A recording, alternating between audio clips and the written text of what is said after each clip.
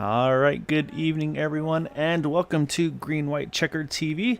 Tonight we have the Area 51 Superspeedway Truck Series here tonight at Talladega Superspeedway, and I will be joined tonight with Maxwell Caldwell. So Maxwell, we got to do lots of racing with each other for a while. Then, so you got racing, I got broadcasting, and we're finally back together in the booth. And so yeah, definitely hoping Boomer's having a nice night off. He's got some work to do, unfortunately, so not a relaxing night. It sounds like he's got some other things to take care of. But I say we're back to Talladega, though. We'll have plenty of three-wide racing and should be a lot of fun here tonight. Absolutely, man. It's a pleasure to be in the booth with you. We were talking off the air here, man. It's been months since me and you broadcast together. Super excited to broadcast with you again, Gael. The boss, I have to call you now. You got so many people working for you.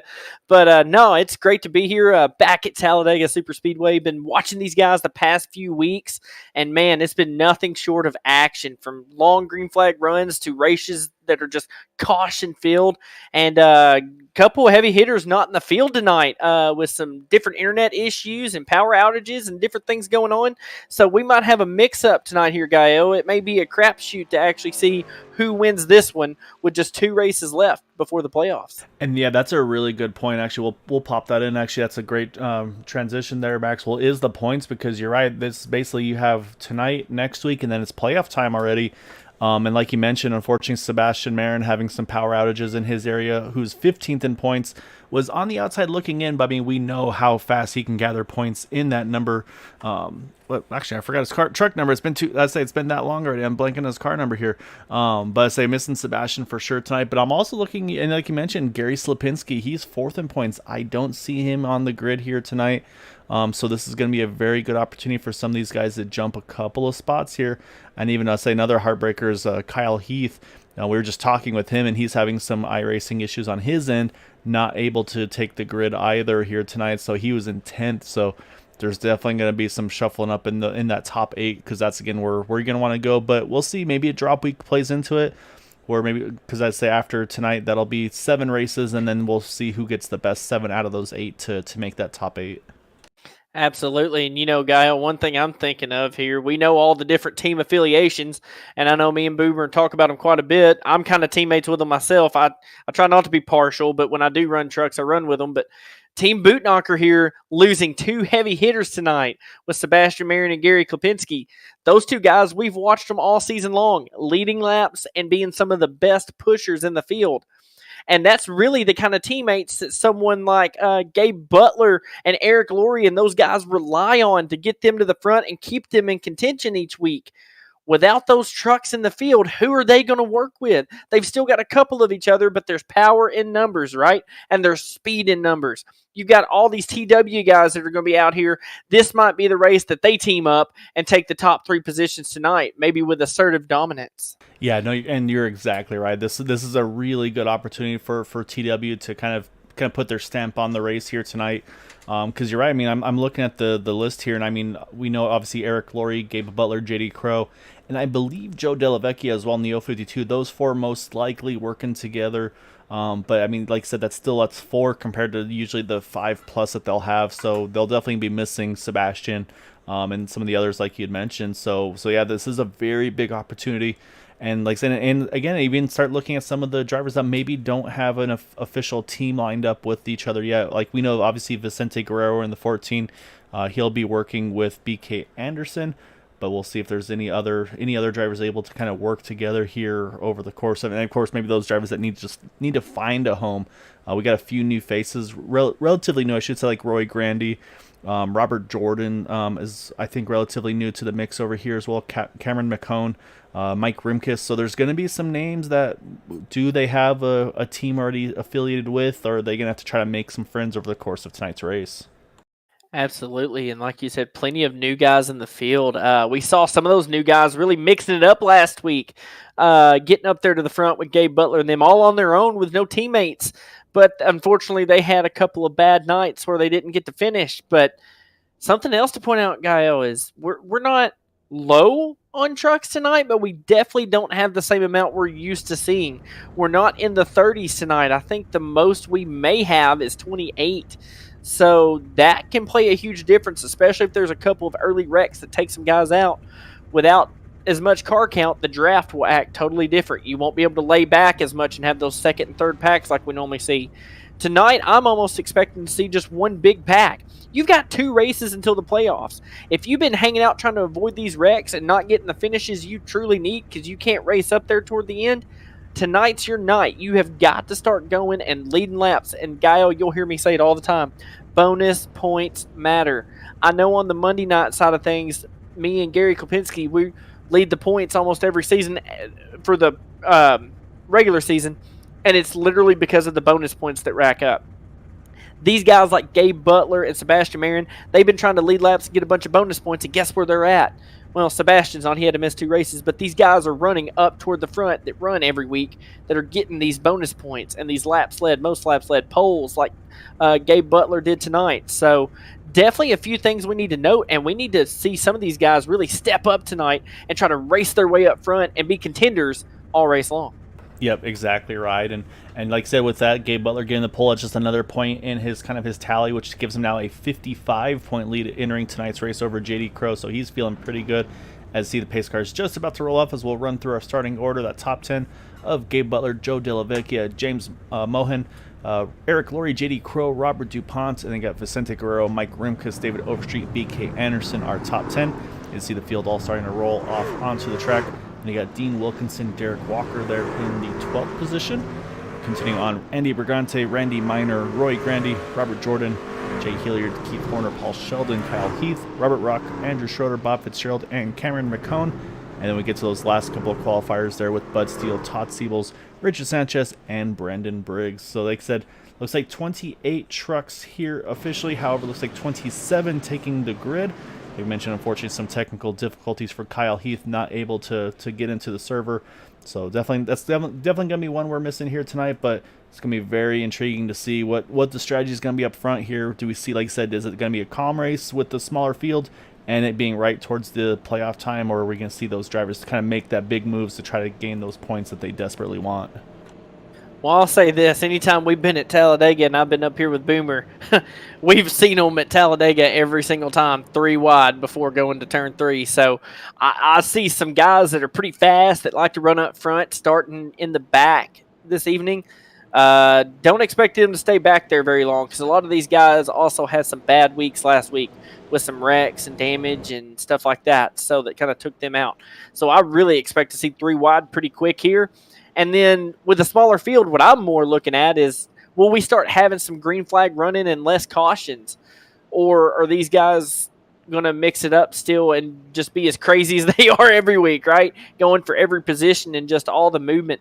And with some of these guys not in the field tonight, whose trucks are going to be compatible with each other?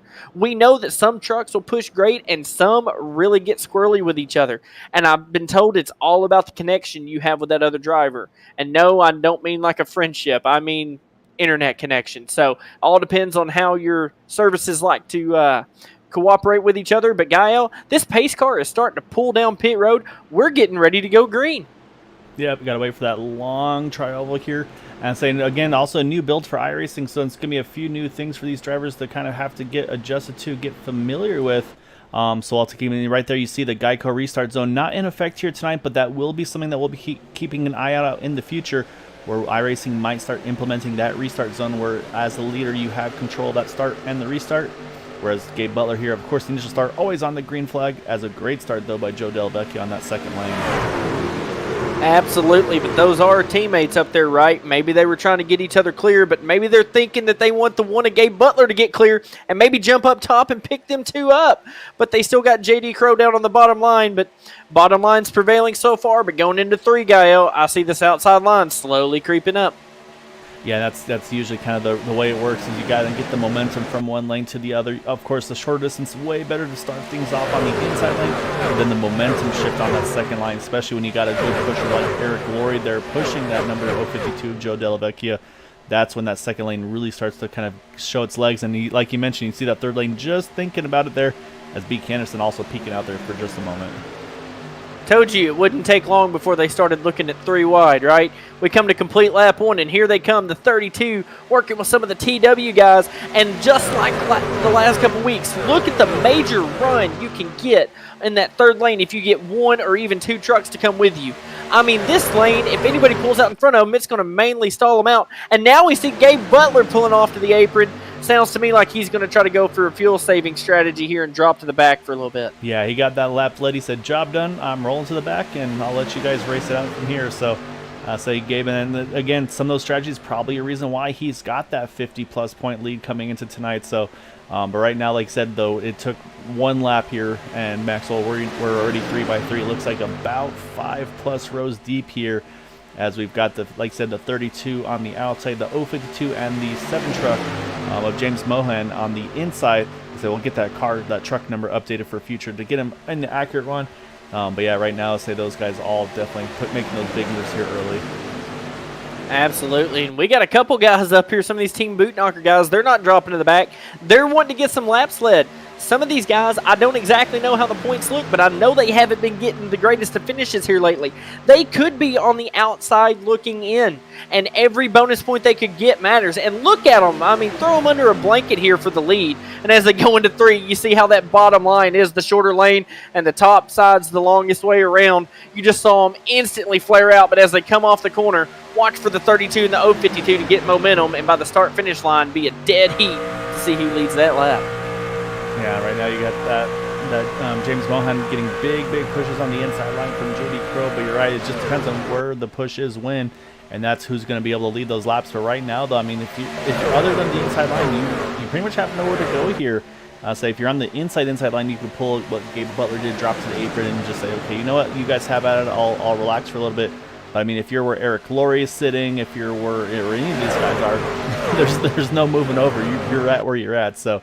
And right now, these guys are, I mean, you can see they're just pushing for all they are worth still here at this point.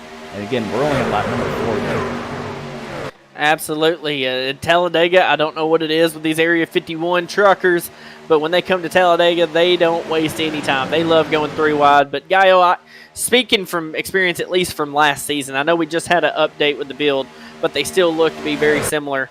These trucks have such a good draft model here on iRacing. They can really suck up, and you can get on somebody's bumper, and you can take off. We watched that 32 come from, 6-7 rows back, and once he got 2-3 trucks, just rocket up here to the front. I mean, these guys, they can be aggressive in these trucks, but they have to be careful. One of the most dangerous spots, I truly believe, is right here on the back stretches. We see the 7 get a little squirrely there off the bumper of the 5. That's exactly what I'm talking about. If you push, even if it's gentle and you push a little too much, these trucks can get really squirrely. It's almost as if it's lifting the rear tires right off the pavement. Yeah, and exactly right. And I mean, it's what we see also. I mean, in NASCAR, they talk about it that the two most dangerous spots, it seems like, with super speedway racing is right here through the tri-oval, and then of course through the backstretch, because you don't have the car's not getting shoved into the corner like you would normally have with all the downforce and the G forces. So really, the trucks are the lightest on those straightaways, and of course through the tri-ovals, it's a little less banked. And so, yeah, I think that is where things get just that little bit more touch and go. And of course, let's say with it being online racing, also the corners, of course, add their own little risks as well with it. Of course, like talk about trucks hooking up well with either net code, things like that.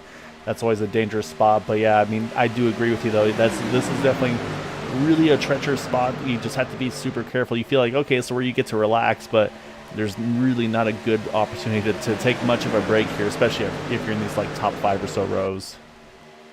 Right, and notice these guys, they're just, a lot of them are biding their time, but a lot of these guys are pushing really hard. They're trying to get some laps led. Some of these guys have been in so many incidents this season that they just want to get up front and say, forget trying to avoid it. I'd rather just be ahead of it. But how many times, Gaio, have we seen in these trucks where these incidents happen with the leaders?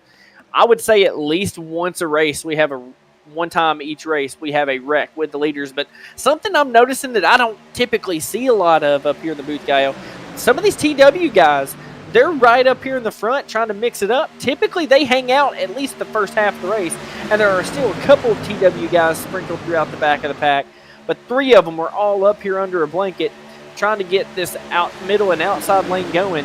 And don't be shocked if they don't try to get up here and lead some laps. But we talked about it, right? Desperation. 2 races to go before the playoffs.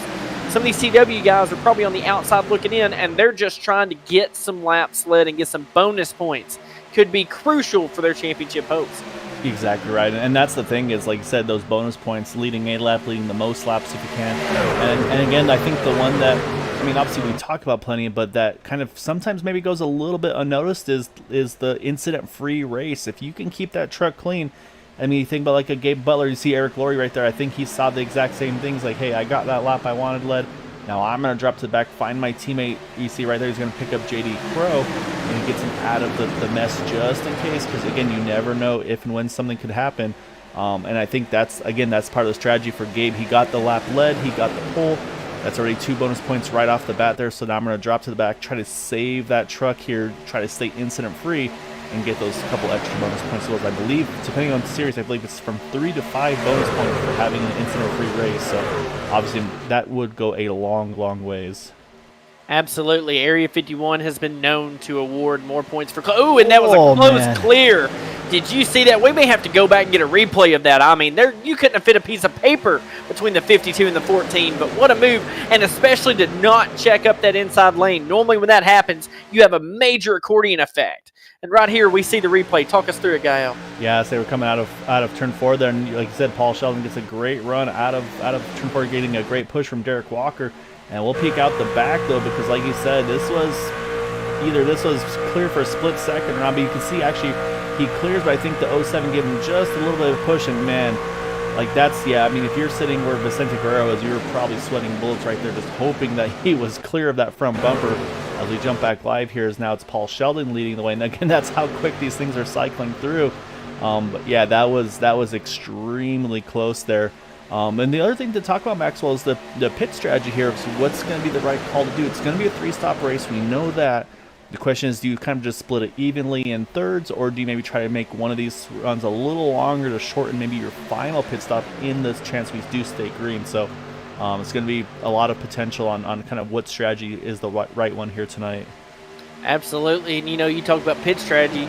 We haven't talked about this yet. Some of the best guys on pit road in this league have to be the team boot knocker guys.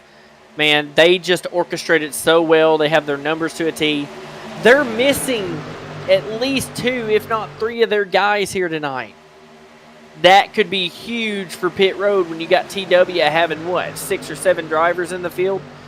If they can orchestrate it and have the big draft and the big numbers there to all push together off pit road, Team Bootknocker could be in trouble being low in numbers tonight. So that'll be something to watch as well.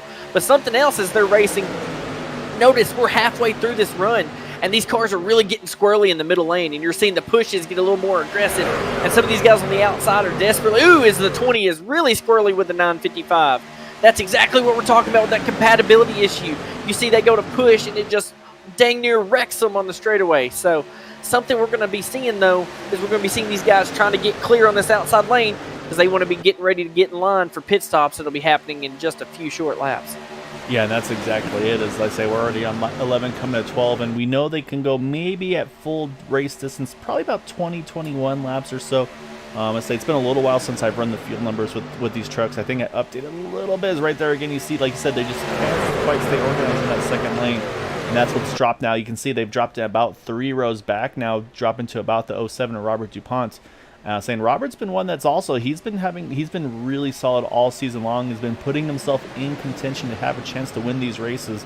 Just hasn't had the luck as of yet. But I think it's only a matter of time for Robert if he can just keep doing what he's been doing.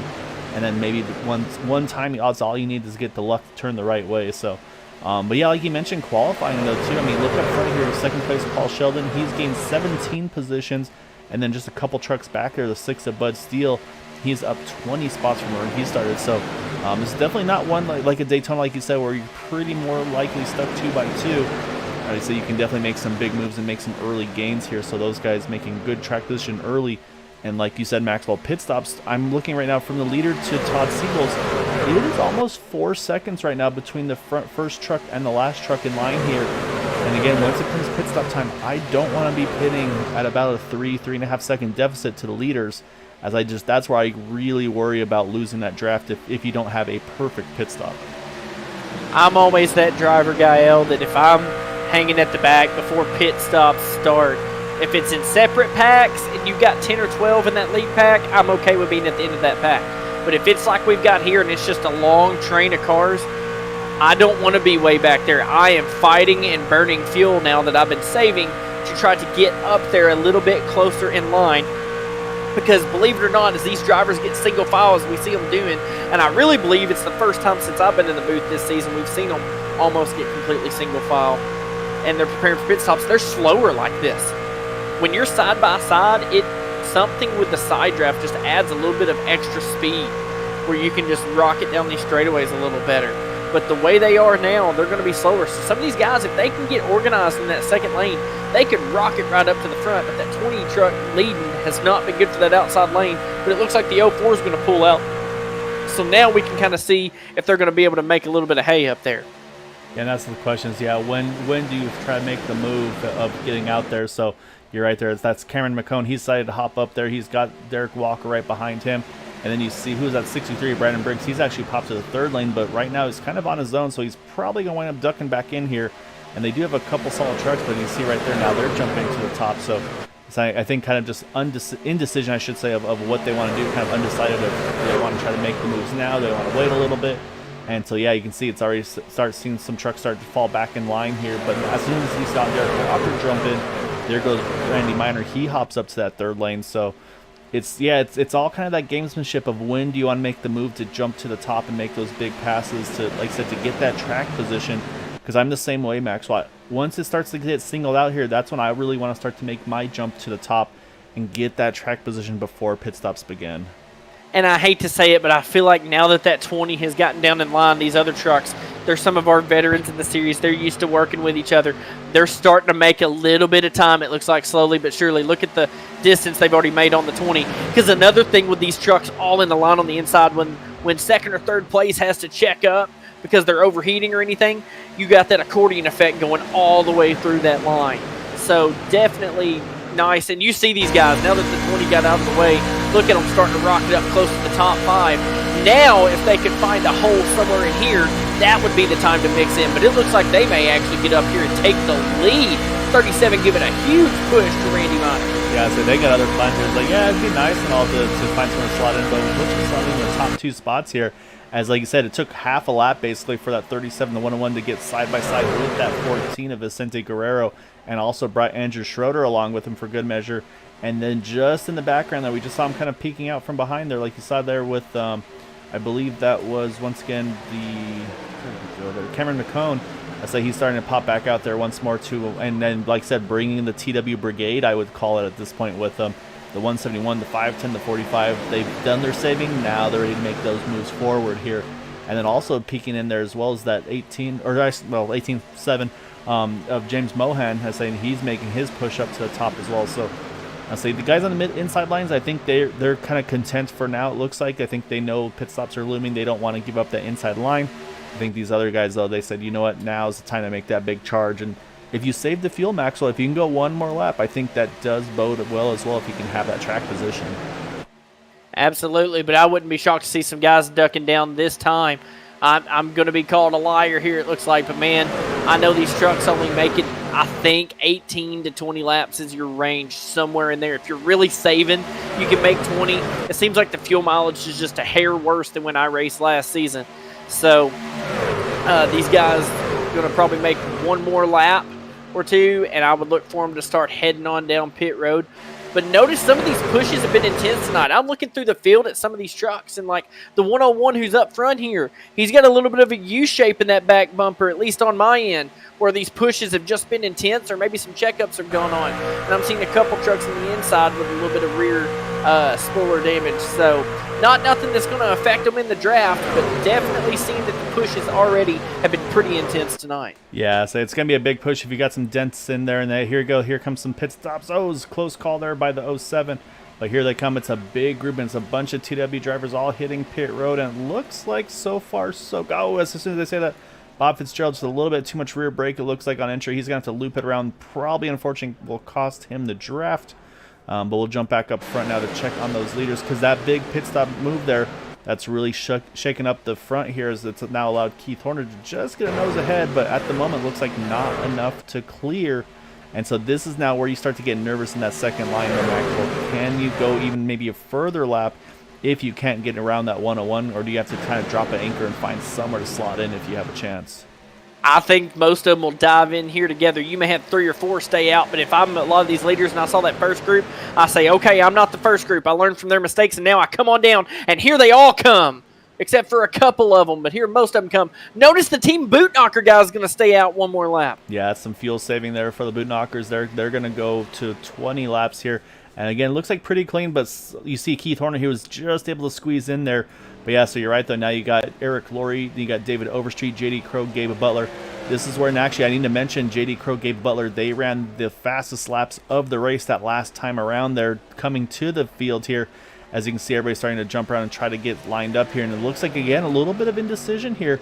The 5 truck thought he was going to try to jump around the 071, but Gabe actually rolled out of it, so the 5's going to have to drop back in line here. So I'll say, I don't think it'll cost them a ton, but I think that could cost them a couple of tenths there just on that lap right there. So kind of, again, talk about how big some of these moves are going to be. But yeah, we're going to definitely see these 4 trucks hit pit road now. And actually stealing a little bit of a draft right there off that truck. I think that was Brandon Briggs, if I'm not mistaken. So that's always a little bit of a help. But now it's just got to get that clean entry. And it looks like job well done for these guys. And so we're going to jump back now to our front runners, who right now, Randy Minor, a really good stop for him. He actually cleared by a couple of tenths of a second, which unfortunately might be a blessing in disguise, because now here comes the field here with a big head of steam. And yeah, that's what happens when you have really good stops. You try to plan it where you come out together. But notice what's going on in the front of this field. TW Motorsports has showed up to play. They're about to fill up a ton of this top 10 here in the field. And Gael, I'll be honest, this is not the kind of racing I've seen from TW Motorsports most of this season. I've kind of seen them hanging out and then ending up, before they can make a move, getting in some nasty crashes. But as the Team Boot Knocker guys come out, it's what I was afraid of. That one lap with only 4 drivers, you're not going to make a lot of time. They're going to do good just to hang with this pack. They might actually lose them. Yeah, so this is now, yeah, you're right. They're going to have to basically go full aggression and just basically push for like there's no tomorrow to stay in this main draft. And looking at the field here, say we'll wait for everything to cycle through completely, but right now it looks like about 16 trucks are solidly in this lead pack, from Richard Sanchez leading it back to that number 955 of Andy Brigante. Then it goes to about 1.2 seconds to Eric Laurie and Gabe Butler. But you can see Gabe already starting to latch on. I'm trying to keep an eye on the interval between Eric and Andy. It's holding right at about 1.2 seconds. Hasn't really shaken from there. So I think if these guys do, and we know how good of a pusher that one truck is, I think he might be able to close that gap back up. And I'm starting to see that ticker going the right way now to 1.1 seconds. So I think as long as that one truck doesn't get too hot, I think they'll be able to turn that 16 truck pack into a 20 truck pack with J.D. Crowe and David Overstreet as well. But the worry I have here is Crowe does not have a teammate behind him. Is that 69 going to be able to push like he needs to keep him with Gabe and Eric? I don't know. And if they lose the pack, that's not going to bode well for one of our season race winners here. But, man, TW Motorsports first, second, third right now. Just these guys are coming up here leading some laps. They may even, if they get the chance, try to let each other lead a lap. They've got to get points, right? There's like 6 or 7 of them, but there's only 8 playoff spots. And you got some boot knocker guys I know up there in the top 8. And you got some on the outside looking in. This is a competitive field. And I don't know how close the points are on the bubble, but with this race and one more, and we know anything can happen, if you get wrecked out, you can at least try to get a bonus point or 2 in this race to try to make your life just a little bit easier going into next week. So these guys have a tall task, but this is the biggest shakeup as far as race leaders I think I've seen all season. Yeah, exactly right. Yeah, so on the point side of things, right now, entering tonight, the bubble driver was that 14 of Vicente Guerrero, that second truck on the outside line. He was sitting in 8th spot. He has a 5-point buffer over our leader, the 510 of Richard Sanchez. So that's, so right there, that would be a point swing depending on where they finish here. If it had the 510 leading and even with Vicente finishing second or third, that would actually probably cost him that 8th position in points potentially.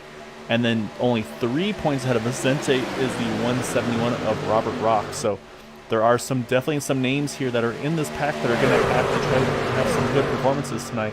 But we also need to jump around. Unfortunately, some drivers through that pit stop cycle didn't have the stops they're looking for and have lost that main draft, including that this truck right here of Cameron McCone. Unfortunately, Brandon Briggs off on his own as well. And then you got Bob Fitzgerald. We saw that slide he had entering the pits as well. He lost the draft. And then you go to Mike Rimkus, who is right now the first truck one down. But however, you see also having troubles with Derek Walker. But right there is Derek there in that 20 truck. So this is going to be the lucky dog battle right here between that 025 and the 20. And then also, unfortunately, Bud Steele and Robert Jordan also significantly off the pack over a lap down as well. Yeah, sometimes that happens. And we saw one of those drivers come down pit road with rear brake lockup. Sometimes it's as easy as just sliding through your stall and having to put it in reverse. Under green flag conditions, it is the most crucial to have a great stop at a plate track over any other track. I run the Monday night series where we race, the mile and a half, the short tracks, the 2 milers, and everything in between, right? But our pit stops matter, don't get me wrong. But plate racing, man, you have to be in a group. At least if I make a mistake on pit road on my own at like a Charlotte or a Darlington, I can try to go on track and make the lap time back up as best I can. Here, if you don't pull out with people, you're a goner. And it's really, really hard when the race goes green like it has so far. Already 25 laps in the books with green flag conditions. A third of the race already gone. It's going to be really hard for all these guys to get enough cautions to get lucky dogs and wave rounds and things of that nature. So you really got to execute in these Area 51 plate races on pit road. I think it's where races are won and lost. It's where we see the Team Boot Knocker guys typically come out and do a great job as well. So these TW guys, they look like they're on it. They came in that really big pack, and that's the easiest way to mess up is with a big group. But they all came in together. They all had a plan, and they came out, and they took the lead. Now they're getting contested a little bit by the 7 here, but definitely in a good spot as some of these other guys. We see the 20 now. I think he might be the lucky dog candidate pushing up there on the outside. Yeah, exactly. That's what I was going to point out, too, was that, yeah, you're right, Derek Walker. I'd say it's kind of a two birds here where I'd say Derek's going to try to see if he can shove that 37 to the front of Keith Horner Jr. But then, like I said, right at the moment, yeah, he is right currently showing in that lucky dog position again. As the 025, you see now on the inside that red, white, and blue Budweiser Chevrolet, he's on the very inside line. And so it's just really all depends on right now where the momentum is, if it's up top, if it's on the bottom. And right now you can see it's maybe roughly about, contact up front. And this is going to be possibly a big wreck so far. Everybody's keeping in the right direction. And it looks like we may stay green as all the trucks pointed in the right direction here. So I'm not sure what it looked like. Maybe just a push gone wrong there, Max. We'll go back and take a look to see first off to see if everybody gets through cleanly. Unfortunately, the 20 though, definitely an innocent victim on that one. He's already smoking, having hit pit road. And yeah, it looks like we will stay green. So let's go back so I can get a better look at that. So it's coming down the back stretch here. We'll see if it was maybe a push that just a little bit off-centered potentially. So we're watching that 52, I believe it was. And yeah, that truck just kind of, just drift off to the left. And unfortunately for Keith Horner, I mean, there's nothing at that point. There's nothing he can do. And then they're just everybody kind of the accordion effect. Everybody's kind of piling in, so it just completely spreads the field out here. And yeah, it's a big hit for a lot of those guys. Again, talk about the points battle here. As we'll jump back live, there goes the 20. He's rolling out of pit road. But right now, though, here Maxwell, we've down to 8. Oh, a little bit of contact there between the 14 and I believe that was the 59. But yeah, these guys are getting pretty aggressive once again here with only now 8 trucks in this lead pack. You got to go 4 seconds now to the second group of trucks that had to try to slow down for that incident that didn't bring out the yellow. And so once again, this really kind of shakes up the potential course of this race. Absolutely. And, you talked about the points implications. That's like 3 bonus points that like 7 or 8 drivers just lost out on getting an X in that incident. And not only that, they've also lost their track position. But, man, that's where I say these trucks just sometimes aren't compatible. But what I saw in that replay was you saw that second truck in line in the middle, and forgive me for not remembering who it was, but when they came to push, they turned left, and they were moving across that back bumper. When you're on somebody's back bumper and you turn the wheel, you're going to hook the driver in front in the opposite direction. That's exactly what we saw as they turned left on the straightaway to try to get, I guess, more centered up. They actually ended up hooking them off to the right into Keith Horner. And man, Keith was running such a good race. He's been running great races the past few weeks and just getting caught up in mess after mess. But Like you said, we've got two different packs now, and now, Gael, we have to do what me and you used to do back in the booth when these races went green, right? We have to go back and start watching these intervals of the two packs. We have to see which pack is really keeping their momentum up and keeping speed up, or if that second pack can run them down. And notice who's starting to make his way to the lead of that second pack. It's that one truck of Gabe Butler. He knows that could have really messed his race up here, and he's trying to make sure he does everything to get back up there. Yeah, and it's like you talked about too. We're talking about the side drafting. The 2x2 seems to be usually faster than the single file line. So this will be good to see what the lap times compare, because right now actually both groups running pretty much 2x2. You've got looks like about 8 to 10 trucks in this first pack, and then like I said, then you go to Dean Wilkins and Gabe Butler on back. They've got just a couple more trucks, but last time by though it looks pretty equal though, if I'm not mistaken, because it was a 50, actually up front quicker. A 51.43 for Vicente to a 51.85 and a 91 for Dean Wilkinson. So actually almost half a second slower, surprisingly, for that second pack, which is not something we would expect to see from those guys. So maybe some lingering damage that someone's maybe not quite aware of or not sure, but we'll have to keep an eye and just keep watching those lap times right now. Gabe getting all the pushing he can get from Todd Siebels here in that 45. And I would say that they were having the trouble from not being too organized in that second pack, but really, truthfully, the front pack's not that organized either. And by organized, you can run side by side and be fine, but the big gaps you see between the trucks in these lines really kill speed. If you're going to run two lines, every truck's got to be tucked up. You see these back two trucks here, this front pack, and you see the bottom, just how much gap they have between each other. You're not going to make speed that way. You really got to be tucked up. And you got to make sure that second line is not doing a bunch of side drafting. But like you said, that last lap, they had lost a half second. The lap they just completed, I think the backpack actually maybe gained close about to a tenth or so. Yeah, you're right. It was a 45 to a 54. So yeah, just about a tenth. And you can see though now they've decided to single out here. So this will be interesting as well. We've talked about that. So we'll have to keep an eye on those lap times and see. I mean, again, we know how good of a pusher Gabe is. We'll see if he's able to kind of just lead that steady pack on that in the second pack here.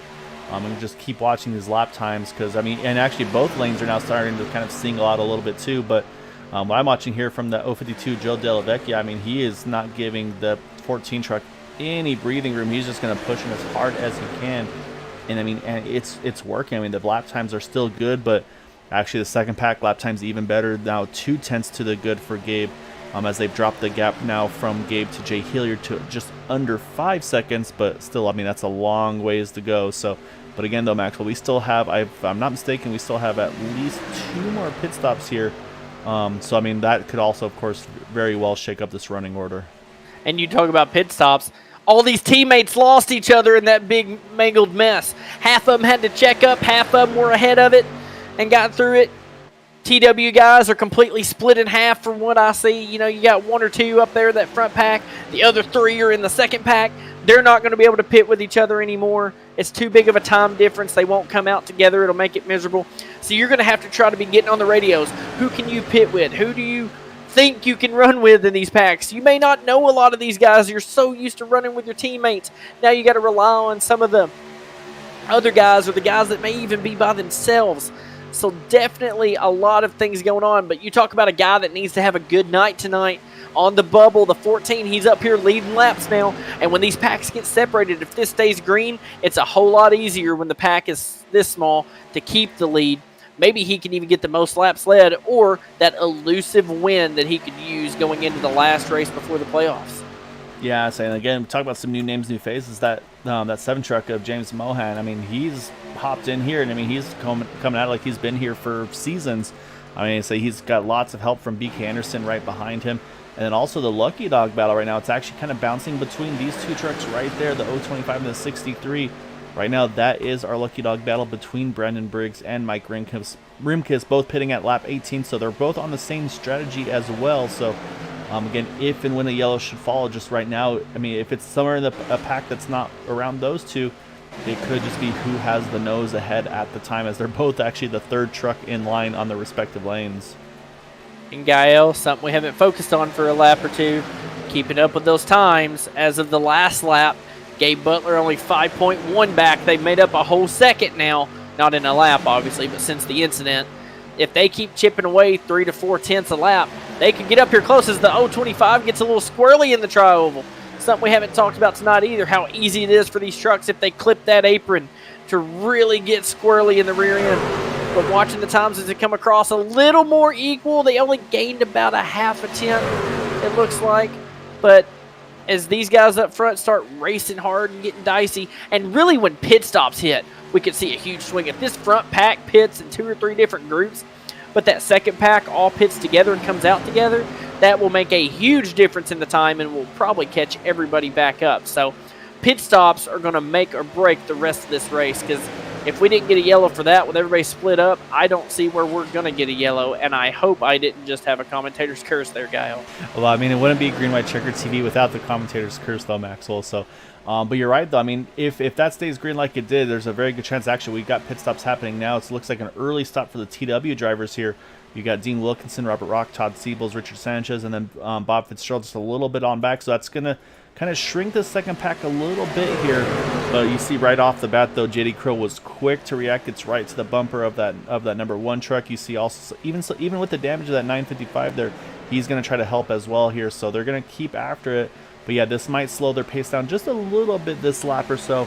But you're right, though, this is going to be the big one, though, those ins and out laps. And I think that's where TW decided, you know what, let's audible. Let's pit a little early, put a little less fuel in there. Maybe that'll be enough to close this gap to the front pack here if we can kind of hit everything perfectly. Yeah, we got some guys from this front pack now coming down, but not near as much as we saw out of that second pack. Here. Yeah, we got 3 trucks here, Robert DuPont, and then you got Randy Miner, Jay Hilliard. And then so goes the second group going right on back by here. But man, yeah, the lap times are starting to slow down though from everybody starting to peel off and pit. It was a 51.98 for Vicente, whereas Gabe Butler actually 52 flat. So yeah, the pace is slowing a little bit with everybody starting to peel off. The packs are getting smaller. The speeds are slowing down just a little bit. And I think that's the goal for TW, is if they can kind of slow these packs down there, if they can make those big laps with each other. I think, again, that's that undercut, if you will, to try to make those big laps early. Absolutely. But, you know, I can't help but shake that back pack I really thought was going to work something out over the radios to pit together. Because look at this front pack. They're all going to come as one big pack here onto pit road. And I think that's smart. You come with numbers. That way you go out with numbers and you keep your speed up. These guys that are in that second pack, some of the guys look like they got together, but how much time did they lose just being on their own and having to spend the time regrouping, where this front pack's going to be able to come out in a group and start building that draft quicker? We'll have to see how these times shake out, but it'll be interesting to see for sure. Yeah, it's going to be fun to see where everybody cycles through, because I can tell you that the first pack that pitted with Todd Siebels leading them, they're currently about 4 seconds off of that group in front, which is being led by Jay Hilliard, Randy Miner, Robert DuPont. But we'll stay with this pack here, as they're going to probably be hitting pit road, I would presume, this time around. So we'll see most likely about 5+ trucks hitting pit road here. Of course, the 1, the 5, the 955, 071, 69, all on the lead lap in that top 5. So we'll see. And yep, here they come. They're all starting to peel left. And you can see, again, the big stagger that they have apart from one another to make sure that they give each other plenty of space. And it looks like job done for them. But actually, David Overstreet, he's going to stretch his fuel in that 69 truck and go even further. But we'll jump back now to our race leader, who is back to that 14 once again. Vicente Guerrero, like I said, just leading laps, racking them up here. It looks like he's going to be able to hold on to that lead, as he's getting great help here from the 052. But I'm speaking too soon. Here comes that 59 of Jay Hilliard. And if I were these guys, I wouldn't be just racing super hard right now. I would be trying to make sure I'm grouped up where I can get away from those packs that are the 4 and 3 car packs behind me. Notice even the 32, he's just trying to hang on to that draft. He might have it, not for sure, but the goal of this front pack should be to get away. Oh, and we got an incident. Yeah, we got a big one. Caution is out there, and as right on the pit exit, I couldn't tell this. Jay Hilliard definitely one of the ones getting the worst of it there. And yeah, so that's going to shake everything up. Depends on where the caution was, where everybody was in relation. But yeah, so definitely something went on there that we didn't quite see all of here. So, but we'll go back and we'll take a look, because yeah, this is going to definitely shake up the running order. You see Gabe Butler looks like he actually might cycle back through as the leader. Let's go back here, Maxwell, and try to get a better look at this, because that was an odd one. It was it looked like right at the pit exit. So we'll jump back. I'm just going to try to find a spot to take a look at here and see if we can get a better view of what happened here. So we'll speed it up for just a moment, see if it was related or not to anything up front. Oh, and right there, actually, you just caught it in the corner there, the 101. We'll back it up one more time, just a little. You talk about trying to keep it centered. The 101 just a little bit off-centered of that 59 truck of Jay Hilliard, and that's what causes it here. So we'll take a better look at this one right here. You see the 101, he kind of pulls down just a little bit to the left there, but in the process was still making contact with that 59 truck. And I mean, look at where Eric Loria's happens right next to him there. And actually, looks like the 14 somehow hangs on to it. But look at these guys as these trucks are exiting the pits here as they start to spin around there.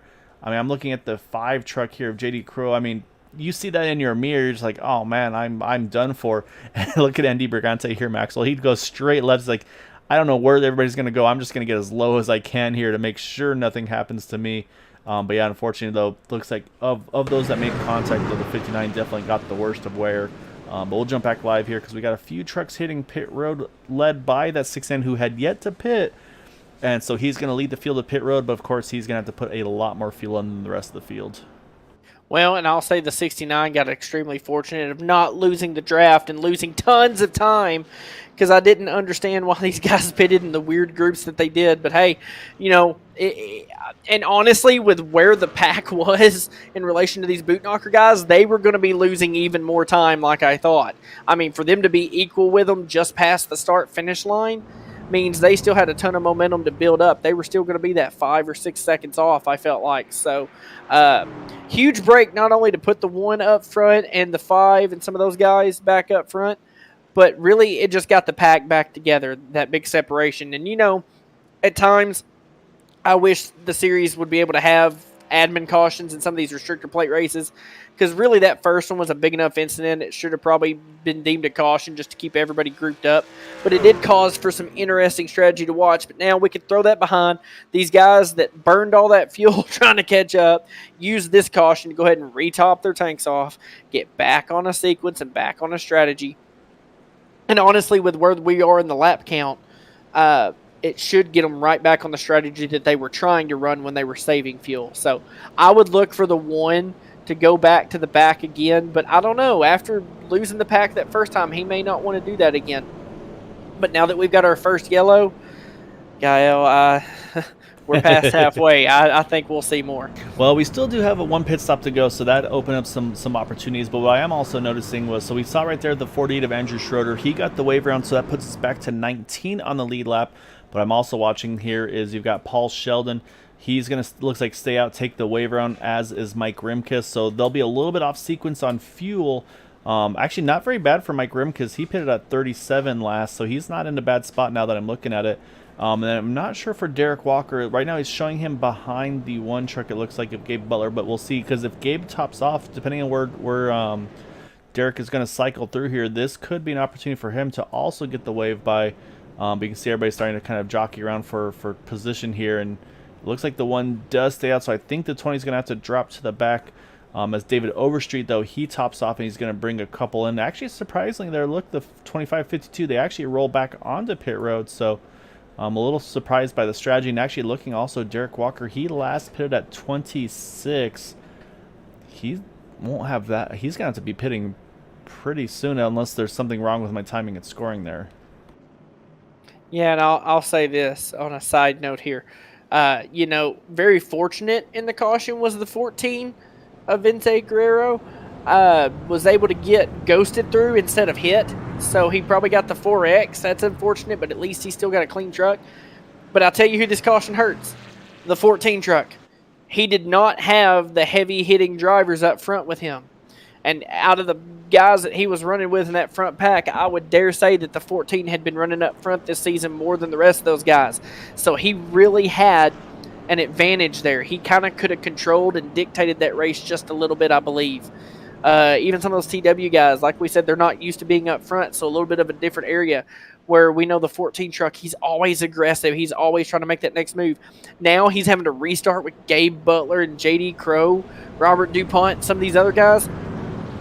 That caution hurt him. He could have been 6 or 7 seconds ahead of some of these guys. Yeah. Now he's going to have to race them for the win. Yeah, exactly right. So yeah, that's this position when you've got those 4 or 5 seconds on a pack of trucks. Like, man, just keep this green. Let's just settle up amongst ourselves. Maybe even try to drop a few more trucks on the last pit stop. But yeah, so now you got to get back to it here with 19 trucks back on the lead again. So it's definitely a tough one to take sometimes. I'd say, but that's unfortunately part of racing here. So you also see a couple drivers like Gabe there. He's rolling the apron, just trying to save every ounce of fuel he can. They cannot make it to the end. There's no question there. The question mark is maybe can they get to the end on maybe just one can of fuel instead of having to plug in that second can, as that could make a big difference in how long your final pit stop could be. I think they're still going to take 2 cans, Gael. You still got to pit in a certain range, but what they're trying to do is Gabe's saving as much fuel as he can now so he can pit as early as possible, take the least amount of fuel then, and be able to run it all the way to the end. But as the pace car pulls off, the field is in the hands of Gabe Butler, Vente Guerrero on the outside here, 2 very aggressive drivers. Let's see how this goes as they get ready to go in the Geico restart zone, and the green flag is out.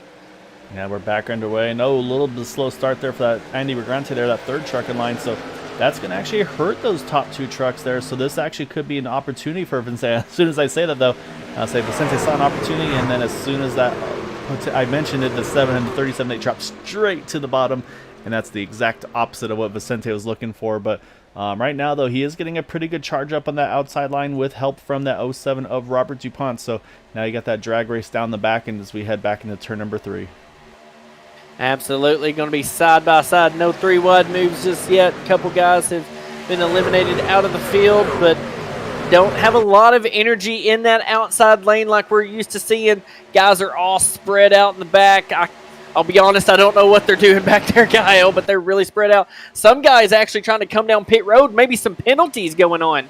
But that's going to really space out the back of this field as we come and see the 14 possibly get another lap lit. Yeah, you're right. The 071, the 955, and the 63 all rolling pit road. So, yeah, probably stop and hold. Not sure what for, but that's a tough pill to swallow, too. Because I say those are probably 40-second stop and holds, which will pretty much set you at least 1 lap down here. So, as I said, the question mark is can they hold the draft? And you see right there, Gabe straight to the apron once again. He said, you know what, I'm not ready yet. I'm going to back it down a little bit more here. And that will put Vicente back to the front with help from Robert DuPont as they're going to cycle back to the lead. And right now, the Lucky Dog battle still sitting in the shoulders of that 20 of Derek Walker. But somewhere in that mirror, yeah, right there, the 52 truck of Paul Sheldon, that's the second truck one down. So right now, Derek has it, but just all depends on where the momentum shifts and if that 52 tries to find the second lane, the third lane, I guess, in this mix. Absolutely. And, you know, the driver we see that always is never afraid to try that third lane, that 32, he may do just like he did earlier in the race. He's got the 2 trucks behind him, 3 up top. I think it's enough with the size pack we have. You get so much momentum up there. The 025 looks to come up. He's not quite clear. He has to go back down. JD Crow's going to back out of all this mess, and that's going to kill the energy of that line there. Here comes the 32, going to try to rock it up to the 52. We're going to have a race for the lead in another 3x3, but that 20 truck, after his incidents, he's in the middle lane leading a line. But remember, last time he led a line, even with a clean truck, he drug them back 5 or 6 truck lengths. And Bud Steele remembers that. He has none of it. He moves up to the top. Bud Steele wants to lead a lap here at Talladega today. Well, I'd say actually what's happening here for Bud Steele is he's trapped 2 laps down, Maxwell. He needs to fight as hard as he can to get from 2 down to 1 down. Because if he can get back to 1 lap down, it opens up a bunch of opportunities for him to get back on the lead lap. So yeah, so right now Bud's he has to be aggressive. This is his best chance to try to get one of those 2 back. If there's the yellow, like I said, if he can clear that 14 truck. But right now, though, that inside line, though, I mean, that 14 and the 07, they have been working very well together on this initial restart here. And you can see again, though, the 20, he's going to drop down low there. Possibly, I said, again, not sure about his fuel mileage at the moment. But right now, Bud just needs help here. He doesn't have any friends as of yet. Actually, he's kind of off on his own here at the moment. As 052 there just for a split second, almost caught the 025. And actually, there goes Derek Walker, has to roll to pit road now. So that's unfortunate for Derek because he's going to be all on his own here. And so that's going to probably drop him to most likely 2 laps down, as right now Vicente Guerrero continues to lead this race. Absolutely. It's unfortunate to see that, but you know, I'm seeing a whole lot of drive, determination, and perseverance out of this 14 truck tonight. I typically don't talk much about him just because there's so much action going on in the field, but he is just, no matter who's behind him, he is making sure that he is ahead of him, trying to stay up there best he can. And, he's fighting really hard here. Fortunately, in that second lane, he's got a lap truck, so he can let them be side by side and still not worry about losing the lead. He might just get the most laps led tonight and really be trying to secure his spot into the playoffs here, but he's driving with much determination here, Gael. You can tell he wants it real bad. Yeah, I mean, he's just racking up points, like you said, because right now that truck to his outside, like you said, is 2 down here. So right now, I mean, for the 14 truck, yeah, you want to have a truck that's laps down next to you, because no matter what's going on, you're still leading this race. So for Vicente, this is a really good spot to be in. So, and actually, I believe the 052 of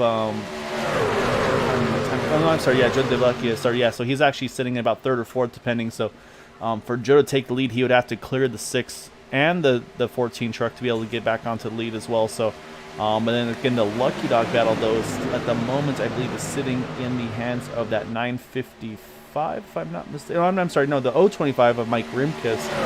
He's currently the Lucky Dog truck at the moment, but then again, just a few trucks back is Paul Sheldon. So it's just, yeah, I mean, there's a couple battles going on all throughout the field here for the win, for the lead, and of course for that all-important Lucky Dog right now. So it's going to be a lot to play for. And do need to mention, though, looks like I believe Derek Walker may have just possibly tagged onto the back of Paul Sheldon and Eric Flooring Company. I'm trying to double check where he is on my timing and scoring, but I think, double check here. No, actually, no, I'm sorry, he is sitting 1 down. So.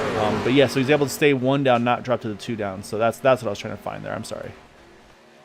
Absolutely. And as we look at some of the guys that have had some unfortunate nights, some of these guys not doing well. Somehow, with the penalties, Eric Laurie and Andy Brigante still on the lead lap, but just starting to be the tail end here, right?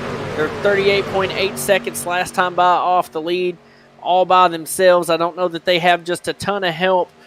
It's going to be hard for them to catch up. They're going to need another yellow to get themselves back in contention. But notice as some of these Team Bootknocker, man, just not – I don't want to say they're not having a good night, because they've had some guys lead and run solid, but at the same time, they're just losing some of their help little by little. 2 guys weren't able to make it. 1 there with a black flag penalty, and the 5 and the 1, they're riding it out trying to save fuel right now, but man, when it comes down to the end, it's going to be like them 2 versus the world. They're not going to have a whole lot of help here, it looks like. Yeah, so that's the thing, is they're going to need to have some help at some point in this. I'd say the 2 may not be enough, again, like you said, depending on how big the other groups are. But I'd say, I think, again, we talk about the strategies, though, I think what we're seeing from these guys is I think there's a lot of fuel savings going on. As we're at 25 to go now, we're going to cross at 24 to go. So I think the question mark, as we always talk about, Maxwell, is who blinks first, and when do these drivers decide, you know what, I can make it to the end from here, and do I play the buffer and try to save some for green-white checkered also, or am I just going to the green-white finish here at the end? So that could open up the door of strategy of when to make that final pit stop. Is it 20 to go? Is it 18 to go?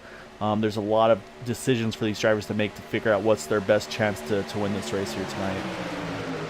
Absolutely, and I'll tell you, everybody should be able to make it on 1 stop from when we last pitted.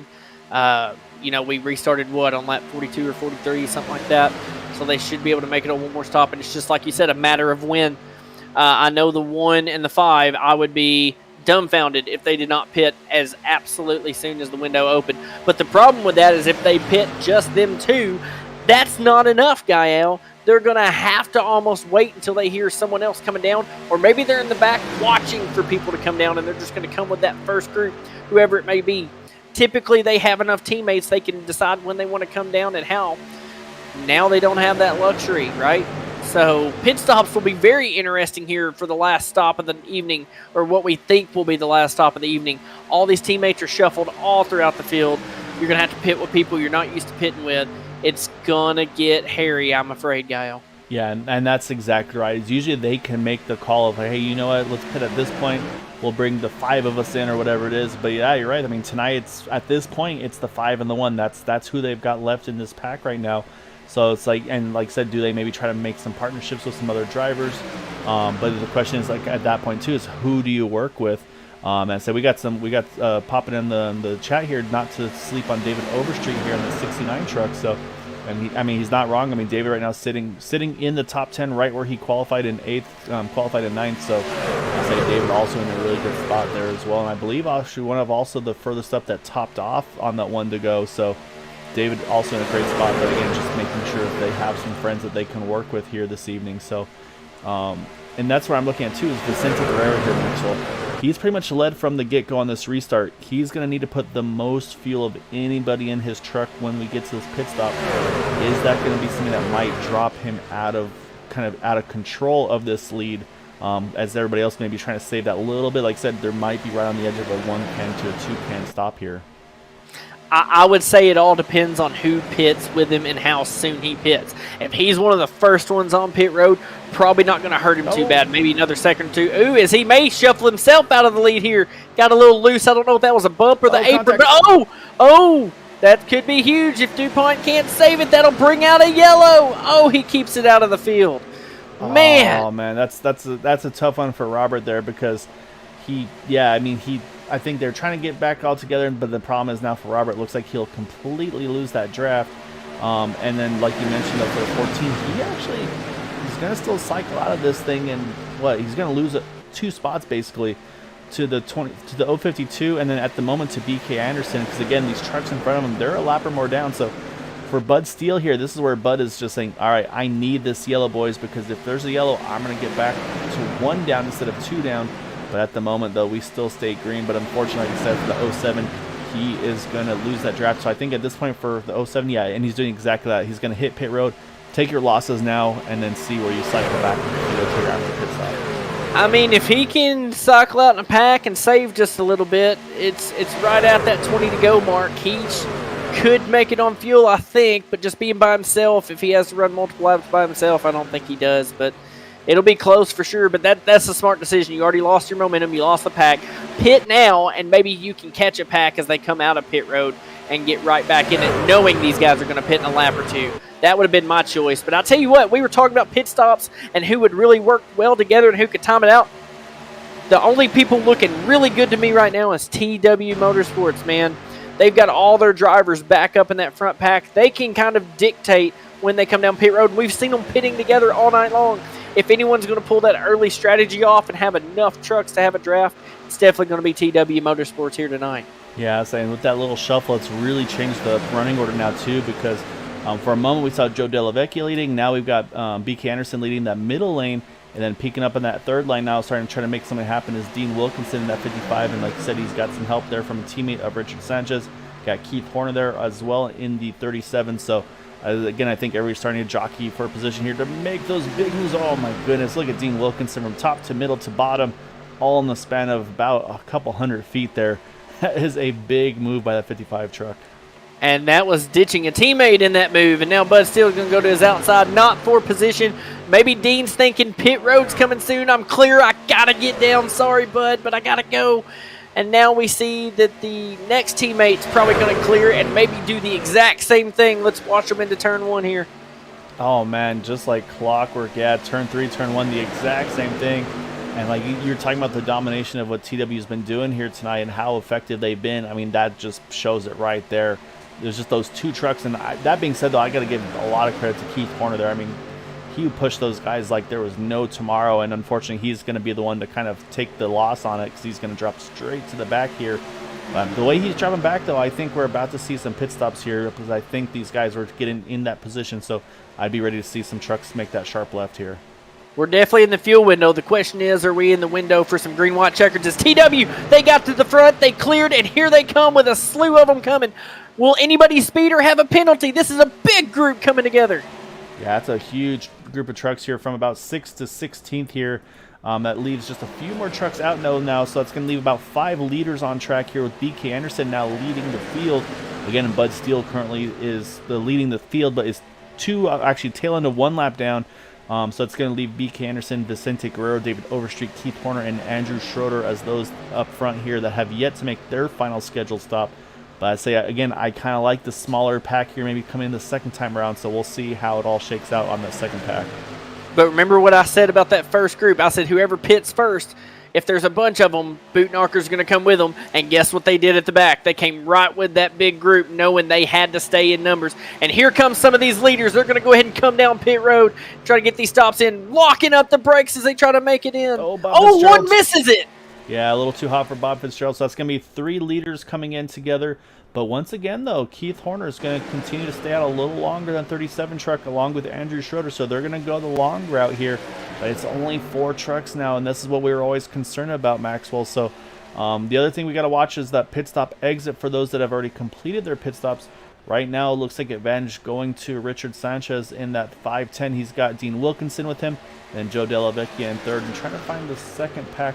We'll see where they kind of cycle out, because right now BK is just rolling off on his own, unfortunately. He's got a really good stop, though. He's kind of ditched his teammates there. So we'll pop out the back and look out the back of this Fruity Pebbles Tundra and see, can he get this truck up to speed before the field starts to clear him. It looks like he's got a good run here. He might be able to clear, but they're still going to have momentum on him. So he's going to have to wait and let these guys by and tuck in. But I would say that worked out pretty well for him. He got away from that second group and was able to run up here, and I think he's going to net gain some positions here. He's going to pull in front of that 45 and try to stay in the top 5 here. Yeah, There'll be too much momentum with those TW guys, though. Yeah, he should be able to tag in right here. I think between the 45, 59, I think he'll just be about up to speed. And you see, yeah, there's Gabe Butler. I think he knows, okay, I'm not going to clear him, so I'm going to jump in behind. I'm going to push this 32 car. So that is definitely a mission accomplished there for them. And that leaves these trucks right here of Keith Horner, Andrew Schroeder. They're rolling out of pit road now. And I think they might be in a little bit of a worse position because they're just building up speed now. And here comes that 510 with a huge head of steam here as they hit it for one. Absolutely. And Gael, I don't want to speak too soon, but on lap 61 here, just a few more laps to go. Guess who's not going to say fuel anymore? The 1 and the 5. They're going to start working their way to the front, Gael. You watch. They've latched on. Their fuel saving is done. I've seen this strategy time and time again from the booth. They're in that second lane. They're hooked up. They're about ready to make some hay, and they're going to give TW Motorsports a run for their money. Yeah, let's say now it's again, can they find any friends to join them in their mix here? But like you said, they've got the second lane. They've gotten to the second gave. Here they go straight to the top. And those two are, man, look at the momentum they have here. It's like those other trucks aren't even in the right gear with as much time as they had just gained there through the back into turn number 1. I told you, they're not going to waste any time, Gael. I know these guys really, really well. And when they're ready to go to the front, it don't take much, right? Look at them, 2 trucks in that third lane, and they're going to try to hold best they can. Lost a little of that momentum, kind of stalled out. Now it's going to be a race now that they've got to them. Yeah, now the goal is to try to find anybody who wants to run that third lane. They picked up one more truck there, trying to catch who that is, and I think that's Vicente Guerrero, and I think that's probably Vicente's best bet right now, is to try to tag onto those two. But actually, as I said, he's going to drop back down here, because this is his teammate in front of him, B. Anderson. So, and again, if you want to win these races, a lot of times you got to beat the boot knockers. Tonight, it looks like you might have to beat the TW Motorsports drivers, so I say this is a kind of in between a rock and a hard place, but if you can push this middle lane past that one truck, if you can get yourself to be the one to lead these guys up front, that's where you want to be. So we'll see if they can do anything with it. But right now, though, they're kind of still pinned in that spot. Man, they are starting to stack up a little bit here, Maxwell. Yes, but I mean, just look at the difference. 6 TW guys up here in the top pack. 4 of them pretty well leading. If you exclude the 1 and the 5, these TW guys are dominating the bottom and middle lanes. So here comes a couple lap trucks trying to cycle back in on track after they had to pit. But man, I don't know what to call anymore. These guys are kind of lane floating. 3 TW guys now on the bottom. They're going to try to get in a lane and start really pushing with each other and working together, it looks like. But Gabe Butler kind of losing a little momentum, but he's got some guys in the top. This race is far from over. Now they're going to look to go 4 wide for the lead. This is where things, someone's going to have to probably give, and nope, it's not going to happen. Teammates hook each other. Oh, Dean Wilkinson just gets hooked into the outside wall, and that thing just stopped on a dime there, and that's going to bring out our yellow here, and that truck probably doesn't have a motor left, unfortunately. We'll go back and take a closer look, but yeah, that was, like I said, we saw the 4 wide happening, and unfortunately, more often than not, that does not go very well. So let's go back. We'll take a look once more here from the point of view of Dean Wilkinson. Just, yeah, that's a tough break for him there in that 55 truck. He was in a great position. And teammates got to try to work together here. But notice, I don't know why they pulled out a line when all 3 of them were on the bottom, Gael. As we watch this replay and it starts to play, we're going to see they pull out, and they're trying to make moves on each other. There's no real reason. There's another TW guy down there on the apron just trying to stay out of the way. And I mean, just maybe racing too hard here with so many laps still left to go. But you got to work together to beat these Team Boot Knocker guys. You can't be taking each other out. And Dean's going to try to come up off the bottom. He's kind of in a bad spot here, and it just looks like Yeah, they're going to they're just connect so here. pinched together. Yeah, there's not really anywhere to go, and they just kind of unfortunately kind of meet right in the middle, right there. And you can see, I mean, look how close it is for JD Crow, just by the inches there. He gets through, and I'm saying that truck just gets straight hooked into the outside wall. But I think otherwise though, it could have been a lot worse. It looks like Keith Horner and Randy Miner, the other two that got the worst of it there at the end. So we'll jump back live though here. As I say, don't think we'll see much strategy here on the form of pit stops. We'll keep an eye though and double check those. I believe they're coming through 3 and 4, so we'll see if we have any tickers. Otherwise, we'll step aside here and kind of catch our breath and get ready to go for our potentially final restart. Under 10 to go. Yeah, just, I would have loved to have redone that lap there, Guile, and seen those teammates work just a little better. They had such a good night going. They pretty well had control of 2 of the lanes. They just had to run together. I really think they could have beat these Team Bootknocker guys, but now what they've done is not only took out 2 of their teammates, but now they've given Team Bootknocker first and second place, and now they're going to have their work cut out for them. So we'll see if the pace car gives one to go here, and if not, yeah, it looks like not very many takers on Peru. I think everybody's got what they got. It does look like, though, Mike Rimkus, he's going to get the wave round in the 025 track. He'll go back on the lead lap here, so a good break for Mike to finally keep. He had been fighting for almost half the race here to get that lap back, and you'll see, yeah, there he goes. He's going to grab a gear and get back at it. So, yeah, so we'll step away for a moment, and we'll get back here on the 1 to go. So stay tuned, though. We've got plenty more exciting racing to come.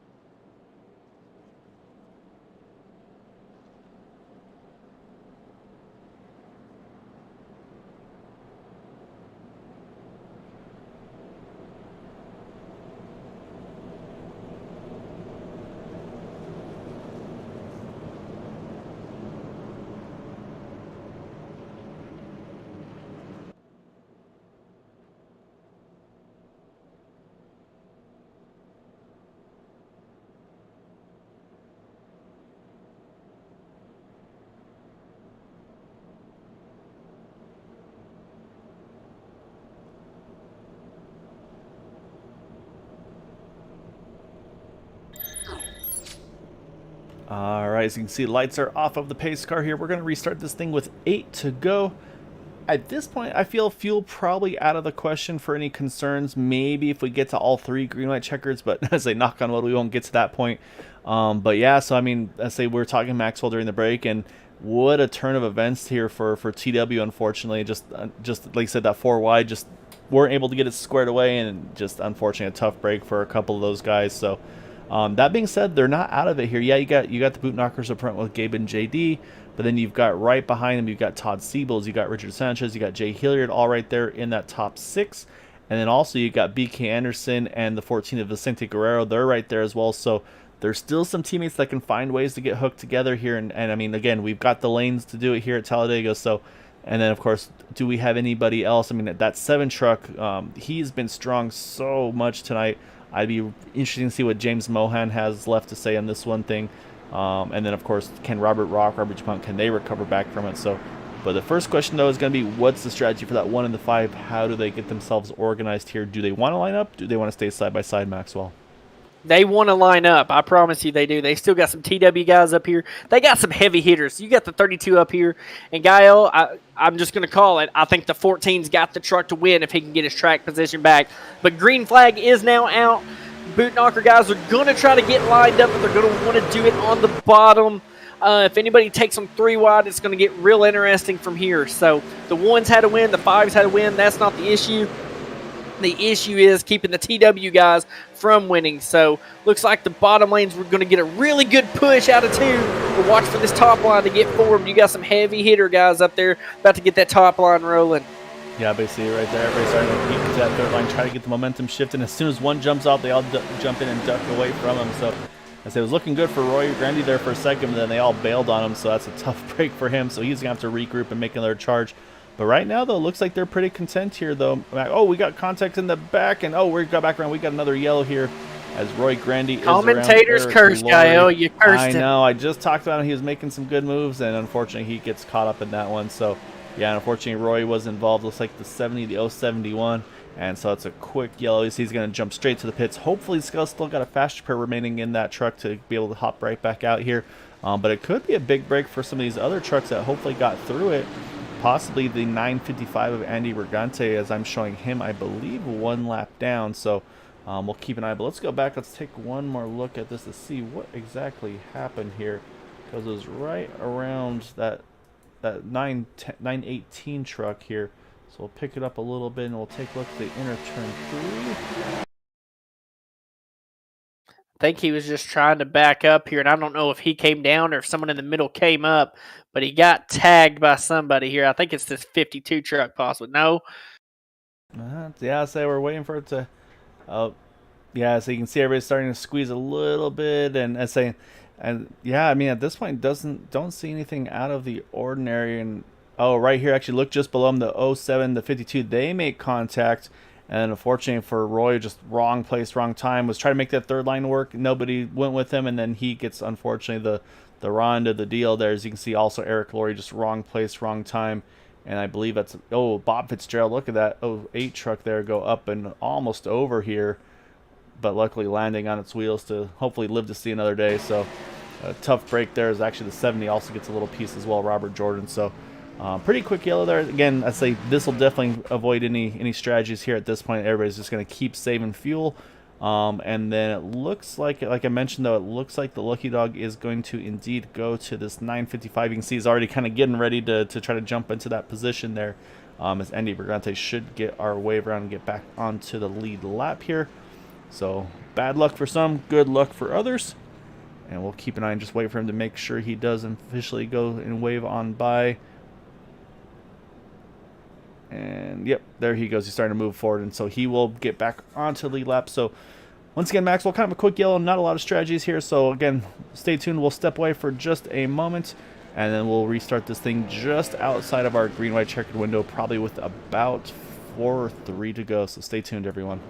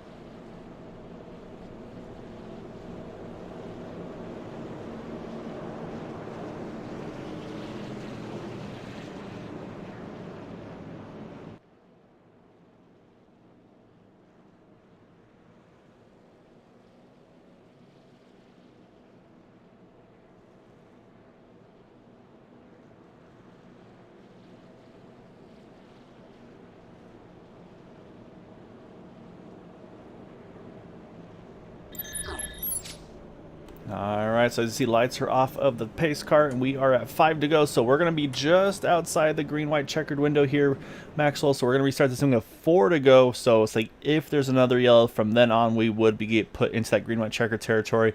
However, of course, if the incident happens after the leaders take the white flag, at that point the race is on, and it's just basically who can get to the finish line first, within reason, of course. Let's say there's still rules to be that you have to abide by and such. So that being said, though, we're talking about having no concerns about fuel. I'm watching that one truck. I mean, he's been really running as low as he possibly can a good chunk of this caution here. So maybe just trying to get every little extra bit he can out of that truck, or any concerns you think out of that one? I don't see any concerns. I think he's just making sure in case we go to a third green-white checker that he has enough fuel. These guys know when they pit, they normally calculate one green-white checkered. So maybe he's just trying to make sure as he sees these cautions starting to come out so late that he does have enough fuel. But, Gael, the pace car's pulling in. You've got Team Bootknocker lined up on the inside, TW lined up on the outside, and some teammates in the 32 and 14 separated here in rows 3 and 4. We're about to have a race, and it looks like we're already taking off here in the restart zone. Here these guys go, getting ready to take off. Yeah, getting back to green here with 4 to go as we just crossed the restart zone. And once again, no strategies there. Just wait for that green flag to fly. Keep everybody bunched up. But, man, Gabe got a great jump, though, on that 5 truck, I should say. You would have hoped to see him be able to stay tight on there. But right away, though, look at the 052, though.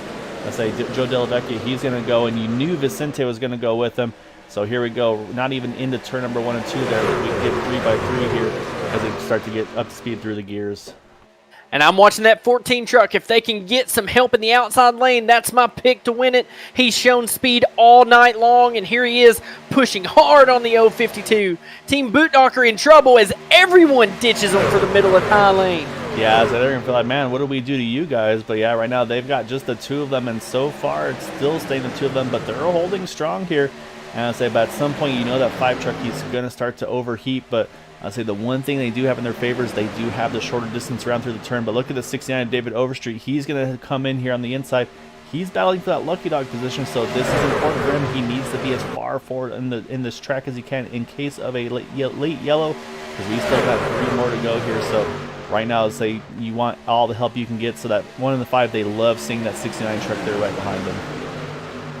Yes, and we see this middle line kind of accordion back and forth. They lost a little momentum, but 3 TW guys all in line. They're going to try to push ahead. We see that the Bootknocker guys got help. Yes, a little bobble from Siebels there as the 052 is looking strong on this outside, but he gets a huge shot from the 14, and I don't know what that checkup was for, but that really killed the 3rd lane. They're going to have to try to regroup if they want to try to make a run to win this race. Yeah, right now Gabe's loving where he's at right now. He's got a couple of car lengths in front of Todd Siebels. And then you wonder, does JD Crow, does he stay committed to his teammate? Has a little bump there to travel, a little bobble. That's going to cost that inside line's momentum. And you see Todd Siebels gains into turn number 1. But again, short distance, they should prevail just a little bit here through turns 1 and 2 as we're down to 2 to go, Maxwell. So if they can get to that white flag from there, all bets will be off. Right now, it looks like it's back again to that inside middle lanes between Bootknocker and TW here to try to get the win here tonight. Yes, but here comes that 3rd lane with a huge head of steam. They're tied on each other. Maybe they backed off to save a little heat where they could push hard this last lap. I think it's going to be between the 1, the 45, and the 052. But unless them 3 wreck, I don't think you're getting around anybody at this point. We're so packed together tight. But we've still got to make it to the line to make sure we can finish under green. Here they come through the tri-oval. Yeah, and right now it's showing Todd Siebels is just a nose ahead. So if that was the finish, I believe Todd Siebels or Gabe Butler would have had the lead there by thousandths of a second. But we've got 1 to go here. So like we said, now all bets are off. So everybody's going to be pushing out. We got contact. 14 catches them. Oh, a bunch of trucks around. It's going to leave pretty much the whole field involved here. And I'd say we're going to have to see who's left unscathed here. And I think it's going to be the 1 truck of Gabe Butler as that 69 truck of Jay Hilliard. Or sorry, the 69 truck there. He's a lap down David Overstreet. So this is Gabe. I mean, he can just cruise because look out the back of this 1 truck. There is nobody. So Gabe right now just, I mean, he could just put a parachute out at this point, it looks like, and be able to grab the win. So the question is, for this could be an opportunity though for the 69 truck. Can he try to pass that 1 truck, maybe get 1 more lap around and try to unlap himself, if you will? Not going to be worth it here at the end. We're going to see the one truck easily cruise to a victory. You don't get these much, but every now and then you get these. So the real battle is who's going to get top 3 here. Yeah, it looks like Jay Hilliard's going to grab second. And it looks like at the end of it, Joe Dellavecchia is going to limp that thing home to third. So 2 of the top 3 trucks before the incident, they still found a way to make it to the end. But let's go back one more time and take a look at that contact that caused that big wreck on the white flag. And it just, unfortunate, they just didn't obviously go to plan for the way they were hoping for. But let's see if I can find where exactly it all kicked off here. Jump right up front here. And it looks like the 14 and the 052 just a little bit off-centered as we talked about it. Again, I mean, these guys are just pushing for all their worth here at that point in the race. And then from there, it's just all bets were off, unfortunately, as you see the 5 up in the wall. And then, yeah, I mean, look at this. It's a parking lot at this point. Nowhere for anybody to go. And the 48, he goes up and over there. He goes for a ride. And, oh, my goodness. I think literally the only truck not involved in that one was the one of Gabe Butler, and then the 69 there of David Overstreet. Every single truck did not only have damage, but had massive hits. That is insane, Gael. I'm not going to lie. That's a pretty big one. You want to look at it one more time? Yeah, let's take one more look at it. We'll try to see if we can find, we'll try to see where, I'm trying to figure out who was maybe the one that got through it the best of anybody. I mean, Jay Hilliard, where was he in line here? How close was this to getting the one here? Truck. So watch from the 59's point of view here. So there's the initial contact, and then yeah, I mean the 59 here. Yeah, we'll take a closer look. I mean, look at Todd Siebels. He just about had it too, and oh my goodness. And then so here's once again he gets pinched between 2 more trucks, but the whole time though he's able to keep this thing pointed in the right direction. And then just grabs gear and he's able to keep going. But you're right though, Maxwell. Let's go back here now. Let's watch from the back of Gabe Butler, because this has to be probably one. I mean, again, if you're the 45 of Todd Siebels, you think you're good, and then right here, there goes your teammate. There goes, oh man, just barely hooks him. And then yeah, one truck gets through out of all of this, the one in the 69, and I mean, we've seen something like this once before in real life that I can remember, obviously being as a biased fan, but the 2012 Talladega where everybody wrecked behind the field, and I think it was Matt Kenseth that snuck through and was able to grab a win with, again, nobody near him. So that was definitely pretty wild one for Gabe here, but he's had a couple wild finishes where he's able to snag some wins in crazier circumstances. So yeah, that's gonna be one. That'll be a fun one to chat with him about here. But we're gonna have to talk to some of these guys who are able to limp those things home, including that 052 here. We'll kick it off with Joe Dellavecchia.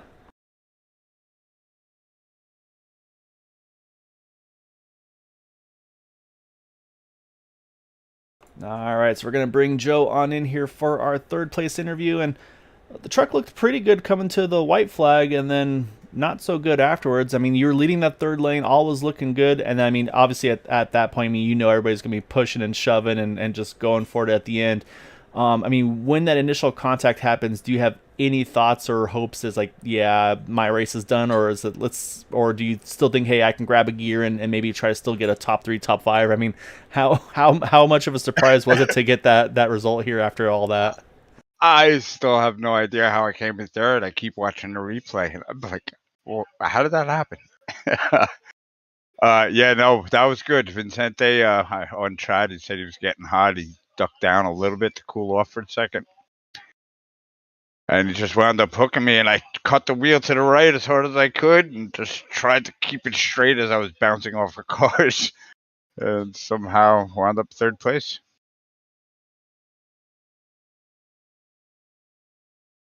Yeah, it was definitely a wild way to finish that one there. Yeah. But I mean, you were up there a good portion of the night there. So we were kind of peeking around. It's like, okay, looking for teammates and things of that nature. I said I'm used to you running with Gabe and Eric and all those guys, but I wasn't seeing you in Discord tonight, so I wasn't sure if you were did you have anybody else you were working with? Or? No, I was actually just running by myself tonight, to be honest with you. Not that I don't want to run with those guys. I was just running by myself, enjoying the race. And yeah, I kept it up front most of the night, and yeah, it was a lot of fun. It was a really good race.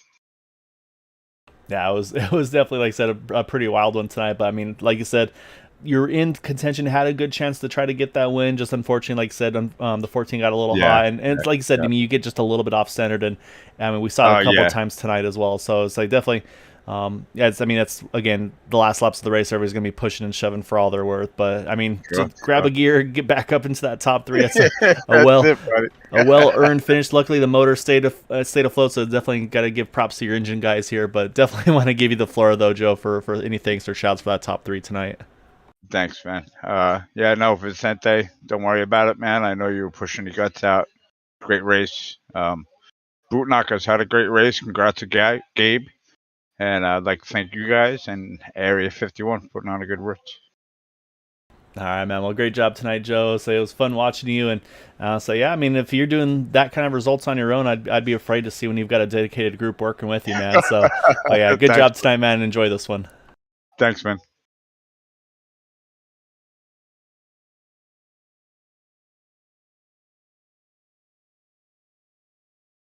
All right, so we'll jump now over to our second place finisher, who we watched the onboard. We saw him kind of pick his way through there, and that is the 59 of Jay Hilliard. So let's go ahead and grab Jay on in over here. All right, Jay, you were say of the drivers that made the top three, you were probably in the, I guess, the worst position, if you will, kind of the third car in the middle, third truck in, I should say, in the middle lane, and then I mean you're kind of sandwiched between trucks, sandwiched between another set of trucks, but somehow you kept that thing straight. You grabbed a gear, and you're able to just at least kind of just keep it going and keep the momentum going. As I mean, it was just all chaos around you, in front of you, behind you, and I mean, what? How hard was it to try to keep that thing pointed in the right direction, or to just the way? Because it seemed like you kind of were just getting kind of squeezed in between two trucks twice in that wreck. Was it kind of just a blessing in disguise that they were able to squeeze you like they did to kind of keep you pointed straight?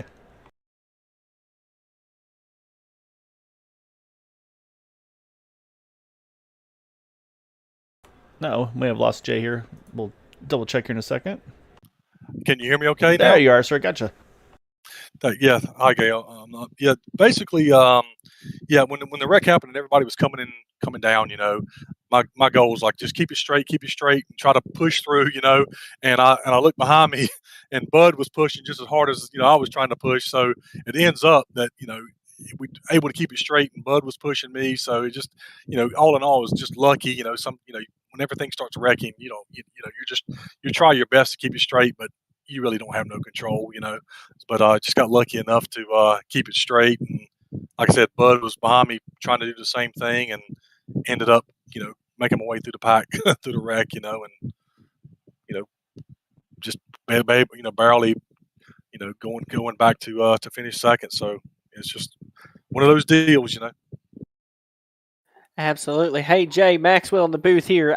Just wanted to say great run tonight. And, one of the questions I have for you is seeing as y'all's strategy at TW Motorsports seems to be to hang out in the back the first half to 3/4 of the race, then make your way up to the end. Tonight seemed different. Seemed like y'all really tried to run up front a majority of the night. And at one point, were absolutely dominating the field up front with 4 or 5 trucks up there in the top 6 or 7. Did y'all come into tonight maybe with 2 races left before the playoffs, knowing some guys needed to get some points, maybe having a different strategy tonight, or is that just kind of the way things worked out for you tonight? Yeah, some of the guys was talking about hanging out in the back, and I told them, I said, well, I'm going to try to qualify in the top 15 or so, and just try to get my way to the front and get some points, because I actually missed 2 races so far, so I really needed the points to try to get up there. I don't know I don't know how many races we have left. I think it's 1 or 2 left. So it's going to be really hard to make the top 8, but that was my goal. I know some other folks, other guys from TW and teammates were trying to get up there as well. Dean, Todd. So we were trying our best. Several of us try to get some points, and some were just riding in the back like normal, like Robert Rock and others, a couple of others. So, but yeah, that was our goal, Maxwell. Try to get some points. Yeah, and you're right. So after tonight, yeah, just the one to go before the playoffs kick off. So it's going to be interesting to see how it all unfolds. So of course, the one drop week is of course too could make a big difference as well. So I mean, and the thing is, I mean, you guys had a really good shot of it tonight. I mean, you guys were in contention in the right spot. Just unfortunately, so you just kind of caught up in that incident on the last lap there. But I mean, at one point, we were talking, is like he was looking really good, and I'm sure I don't want to bring up anything contentious or anything like that, but I'm guessing it was one of those things where you guys were feeling really good at one point because you guys had pretty much control over a good chunk of the lead pack with a bunch of you up front, controlling the field, and then unfortunately that four wide and the contact from there. But I mean, of course, I mean, like I said, not the end result you wanted, but I mean, I'm sure as a team though, it felt really good though to see pretty much the whole team up there in contention and kind of in control of the race there for a good portion of it. Yeah, it was fun racing, and that four wide ends up. Dean checked it out, and it was net code, so there's nothing you can do about that, unfortunately. I wasn't trying to go four wide, but I was trying to back off a little bit and give Dean room to get back in front of me, but not back off so much that I got plowed from behind. So it's just one of those things. And then Randy was pushing me pretty hard and just trying to help me lead a lap, and end up getting me out of shape a little bit. It's just things probably being a little bit too anxious at times, but that's when you're trying to lead laps and gain points, sometimes you get a little bit more aggressive than you need to, and that's just ends up it's just plate racing. So it's Talladega and three wide, and it's out here trying to have fun and trying to win. So it happens sometimes, and sometimes you're the bug, sometimes you're the windshield. So it's just the way it goes. Yeah, exactly right. But I mean, like I said, you guys put on a really, really good showing here tonight, and that's the thing is like, it's a good problem probably to have to have an issue with all of you up front. I mean, it could be worse, obviously, where you guys have contact with everybody, maybe running in the back or whatever it may be. So, I mean, it's definitely been impressive to see just how strong the team has been this season. Like I said, we're in a good spot once again, coming to the white flag there with a bunch of you in contention as well. So. Like I said, great job though tonight, Jay. Like I said, we'll have to see how the points shake out after tonight's race, and then we'll have one more to go before we get to that final four race with the top 8 in points. So great job though tonight, sir, and I look forward to seeing you the rest of the way. Yep, thanks guys. Thanks for broadcasting. I appreciate it. Take care.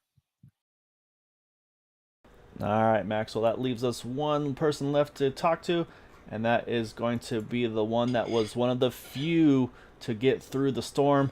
As we say, kind of peek through the back there. And I mean, it's just outright chaos behind the mirror there. And Gabe, I know you've had at least one crazy finish where it didn't look like you were going to be able to grab the win with, and then of course the wreck out of 3 and 4 there where you were able to sneak by the both of them. And tonight though, say where you have the whole field wreck behind you, then you get that truck that's second in line there, actually a lap down, and so it's, I mean, as I look at the YouTube chat, Kevin Freeze mentioned kind of an early victory lap for you, if you will, there. I mean, like I said, you've been part of some crazy finishes. Where does this one rank with that? I mean, it's up there. It's not as crazy as that one you were mentioning earlier about the two fellas taking themselves out. But I mean, it's not the way you want to win a race. It was lined up there to be a pretty good finish 3 wide, but unfortunately, I think it was Vicente turned Joe, and that's what happened. I mean, he owned up to it and apologized for it, which is good on him. Gabe, question I got for you here, man. Maybe even a 2-part question here, if you don't mind. One, how in the world did you still pull out all your strategies to get up front here to the end of this race with almost half your teammates gone tonight?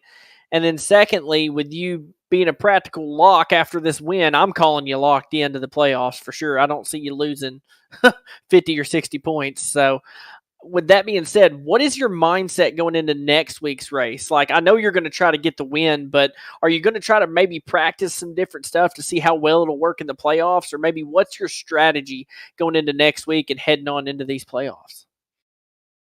Always trying different stuff just to see what works and what doesn't work. But, a lot of that stuff really depends on, the way the cautions fall too.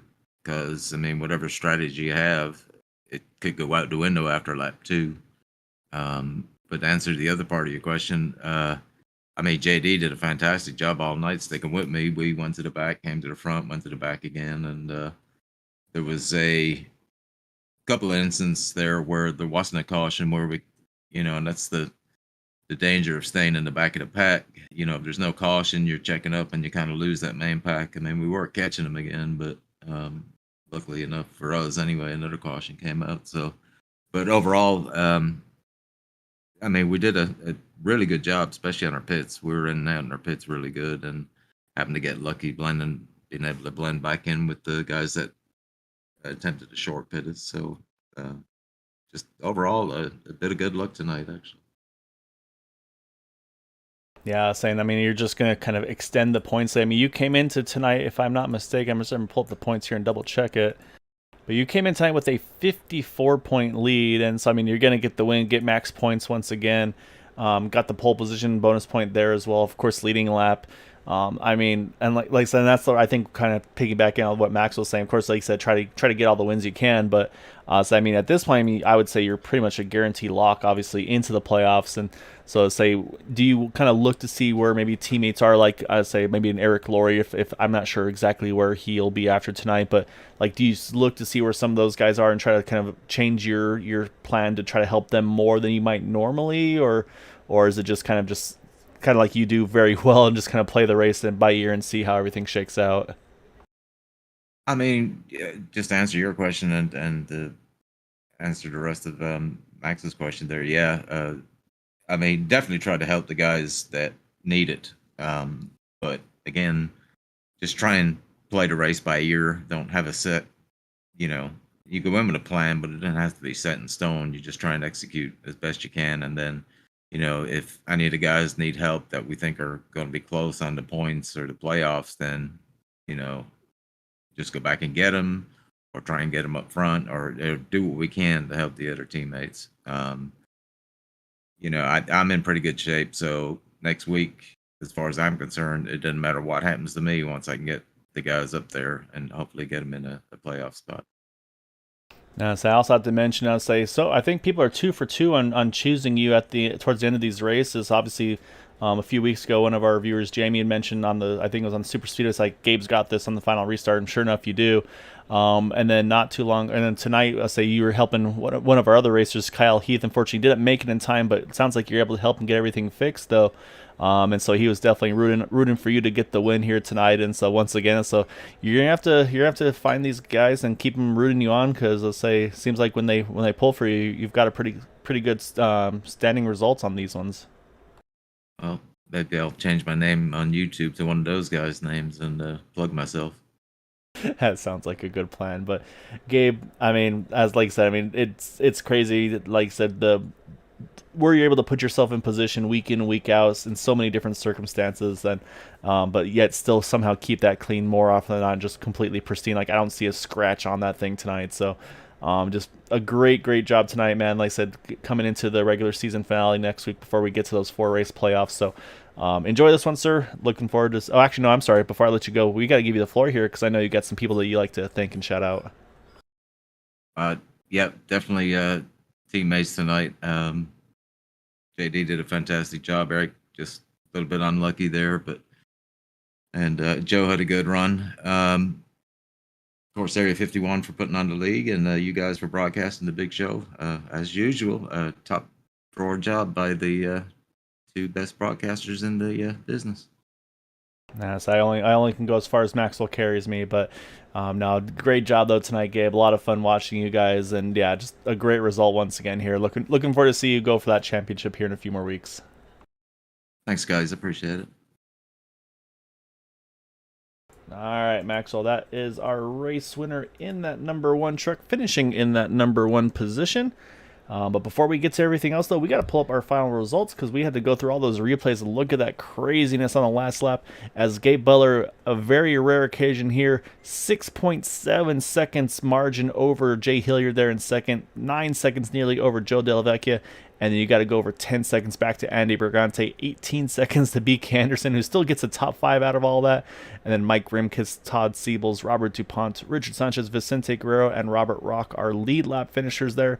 And then just to show how big that wreck was, I mean, you've got from 12th on back a lap down that were able to make it back to the finish line, including J.D. Crow there, Andrew Schroeder, James Mohan, David Overstreet, Eric Laurie, Brandon Briggs, and Derek Walker in 18th. Continue to run through here with Paul Sheldon, then Bob Fitzgerald, Bud Steele, Robert Jordan, Roy Grandy, Dean Wilkinson, Randy Miner, Keith Horner, Cameron McCone, and Kyle Heath in the 28th position. Well, that was definitely an eventful one. That's the best way I can put it here tonight, Maxwell. A lot of green flag racing, a couple potential yellows that didn't throw out the yellows. And then, I mean, this 3x3, so tight, and just unfortunately, one small mistake takes out literally the entire field except the one truck of Gabe Butler. And then he's just able to kind of just cruise it on home tonight to get another win in his belt and just kind of get himself ready for the championship here coming up in a couple weeks. But, I mean, that was a wild one, and definitely a very, very wild finish here tonight. Absolutely nothing short of excitement here in the Area 51 Thursday Night Truck Series, man. From racing in it last season and always being on edge and all the strategies to being up here in the booth and getting to see it all unfold. I have to say tonight, and this is a compliment to the series, it's probably the calmest race I've seen. We had a lot of green flag running compared to normal, but man, they made up for it there at the end, didn't they? Big crash right there at the end. But, you know, Gael, what I like to do is I like to always forecast. I like to look ahead, and we're going into the final race before the playoffs. So there are a few things we got to note and take into consideration here. The one of Gabe Butler, he's locked in. I don't care what you say. He's locked into it. He's moving on to that top 8, and he's going to be a force to be reckoned with. But like we said in his interview, what's he going to do? Is he going to try to help some of those teammates, or is he going to try to figure out some new pit strategies or some new things that he can take into the playoffs to help give him and his team a competitive edge? And then also, if I'm the rest of this field, I'm scratching my head right now. What do I have to do to beat Team Bootknocker Esports? We've had other guys come and get some wins, but as far as teams go, the dominant team yet again this season is Team Bootknocker. And I mean, these guys are fast. They get their strategies right. They were down half of their teammates and still came out and almost was going to pull off a 1-2 finish there. Joe just coming up in third. But these guys are always up there, whether it's at the beginning of the race, middle of the race, or end of the race. They are up there contending constantly. Teams like TW, they had a chance, right? They were running up front. They had their cars all there. One, I like to call it a selfish move, or maybe it was an accident, but just a greedy move turned into knocking a TW 1, 2, 3, 4 possible finish completely out of the waters and putting them back in harm's way there for that last wreck. Some guys are going to have to clean up what they're doing going into race 8, and we won't know until next week, Gaio, when we come on air, but we'll have to look at the points close. We've got a drop week coming in that's going to shake a few things up, and it always seems, Gaio, in these plate leagues that we go into race 8 with some guys out by 1 or 2 points. That's all it is. So these guys are close. These guys are ready to go after it. And Gael, I can't wait to see what kind of action we're going to have next week, because you're going to have guys in absolute desperation mode. They're going to be moving people out of the way because they know they're going to have to win just to try to get enough points to make it into that exclusive top 8. Yeah, no, and there's going to definitely be some different strategies of, do I keep the truck clean? Do I go for every bonus point and kind of innocent points be damned? And it's going to be very interesting to see. There's going to be a lot of strategies. We'll have to wait till we find out what the right one is, because looking at the results tonight, we're talking obviously about Gabe Butler getting the win, but even again, incident-free, the only truck on the lead lap, or I think the only truck actually that finished tonight's race incident-free, so it just shows that he's got the speed, he's got the talent, and he's got the strategies to keep that truck in one piece and be there when it needs to happen at the end. So it's going to be a very tough battle for these guys to try to topple that one truck here in this titles, because again, he's got a little bit of everything, and that's the issue, that when someone can do all those things very well, it makes life very difficult for the rest of the field. Absolutely. And Gail, one last thing to point out that I forgot. Tonight marks the first time all season that we've had a repeat winner with Gabe Butler. Now 2 wins on the season. We had first 6 races, 6 different winners. Tonight we had our first repeat winner. So is that going to be a sign of things to come into the playoffs, or are we going to have Gabe be our only repeat winner and constantly see new people entering victory lane? It's been a very competitive season, Gael, and going into race 8, man, Look, can it be next Thursday already? I'm ready to go. I'm ready to see what these guys are about to do when they lay it all on the line for a Yeah. playoff spot. Yeah, it's going to be a lot of fun. And yeah, exactly right. And we'll see how it changes between then and now and then. So, but yeah, definitely, Maxwell, as always, thank you so much for helping me and being a part of this one. It's so much fun to do these with you. Say, like I said, it's been a while, but say we were able to kind of jump right back after it. And of course, everybody watching supports us here on Green White Checker TV. Of course, everybody partnered up with Area 15 as well. Some great sponsors, great associates here. Love to have all of you supporting us and supporting the league. And yeah, like you said, can't wait for it. And so we got one more to go to finish off the week, Sunday, for the Super Speedway Xfinity Series. But until then, though, we hope you have a wonderful evening. Happy Friday Eve. And we will see you all on Sunday night at Talladega for the Super Speedway Xfinity Series. So take care, have a good night, and we'll see you all Sunday.